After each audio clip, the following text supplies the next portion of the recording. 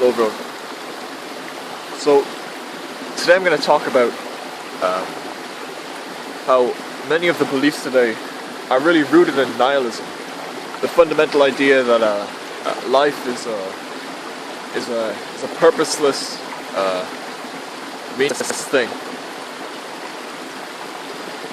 and it is of my strong opinion that many of the most common ideologies, political ideologies today, are rooted in nihilism. Now, first to explain this idea, I have to go through sort of the Nietzschean death of God.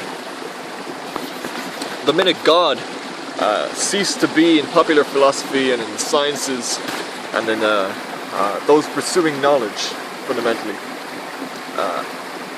the be-all and end-all of sort of the fundamental being from which all meaning is derived. Once we went past that point where all questions of meaning were derived from questions of God, say the absolute, the divine being. Once we got to that point, this created a gulf in ordinary people, because ordinary people had accepted all sort of justification for morality in life from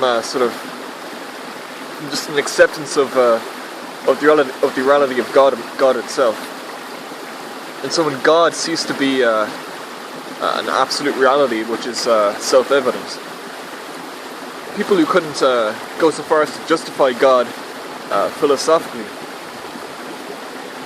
had an immediate sort of existential crisis, which they needed to resolve in a different way. And so this fundamental idea that that which once gave us so much meaning is really inexistent or meaningless, that created a nihilistic gulf. Now, for ordinary people, most ordinary people didn't find anything that to replace this. And when an individual believes that life is ultimately meaningless, the only way they can justify continuing on living is to constantly pursue immediate pleasure and satisfaction. This leads to hedonism. But hedonism is in itself a justification for life. Because if a person is constantly capable of feeling pleasure, or at least knowing that it's hypothetical that someday soon they will be feeling pleasure, then sort of the hope for comfort and pleasure will drive them then. When an individual has achieved this, it informs an entire worldview, which is the liberal worldview. The idea that society should be such as to allow for the maximum amount of pleasure in any given individual within that society. This is a very liberal worldview because it means individual freedoms. It means egalitarianism. And this liberal worldview then informs the politics of the people. If something inhibits individual freedoms, then it's bad. If something makes life uncomfortable, then it's bad. If something causes inequality in the people, it is again bad. And that goes as far as most so-called liberals and conservatives today, what their worldview is all about.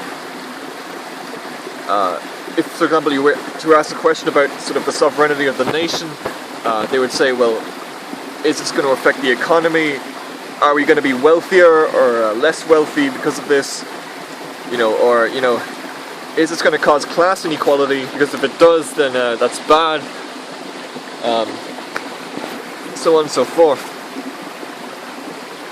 And now, of course, you can also take communism, which was always philosophically rooted in nihilism.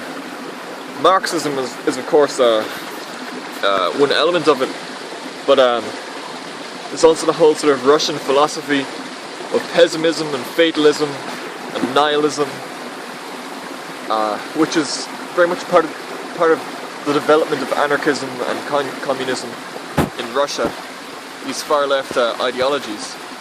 And so what seems like a paradox at first, that a person who believes life is worthless and meaningless can say, well, even if life is worthless, you know, this is what I want, or this is what I believe society should do. That seems like a paradox, but it's then resolved if you look back at how these ideologies have developed, from whom have they developed.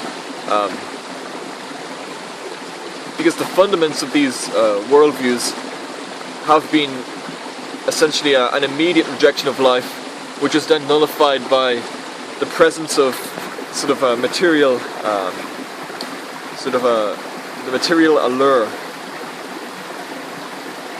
That could be the pleasure principle, the Epicurean sort of hedonism, or it could be in the sense of communism and capitalism, the idea that work is a goal in and of itself, and that simply distracting yourself with hobbies and interests, and you know, menial pleasure here and there, and social gratification from your peers is enough to vindicate a human life. And communism and capitalism are both very similar in philosophy, because they're both part of the same modernist attitude built upon technological advancement, moral progress, and increased production. Those are the three precepts of modern politics, whether it be capitalism or communism. And yeah, often you'll find in society, the people who are most outspoken politically are actually the people who are the most nihilistic. The best example is you look at the humor of the average modern liberal. Their humor is very self-deprecatory, sort of ironic, facetious. It's all about joking about wanting to kill themselves, or how life is worthless, or how they have chronic pain or something. And you know, they watch Rick and Morty or something, you know.